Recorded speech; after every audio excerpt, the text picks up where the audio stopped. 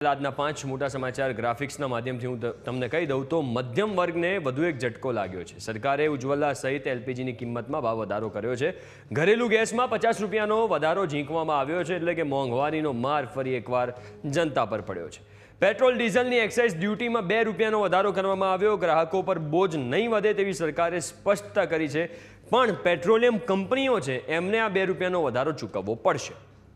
આ તરફ ઉનાળામાં રાજ્યભરમાં પાણીની તંગી નહીં પડે। સરદાર સરોવર સહિત 207 જળાશયોમાં 57%થી વધુ જળ સંગ્રહ છે, એટલે કે ઉનાળામાં એવી કોઈ તકલીફ પાણીની નથી પડવાની, ખાસ કરીને પીવાના પાણીની કે લોકોને તકલીફ પડે।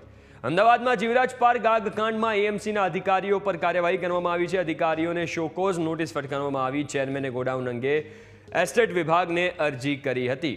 તો આ તપાસ આમાં ચાલી રહી છે અને જે અધિકારીઓ છે એમની સામે કાર્યવાહી આ કેસમાં કરવામાં આવી રહી છે। અને અમદાવાદમાં કોંગ્રેસની સીડબ્લ્યુસીની બેઠક મળવાની છે। અધિવેશનમાં પ્રસ્તાવિત ઠરાવને લઈને ચર્ચા થશે।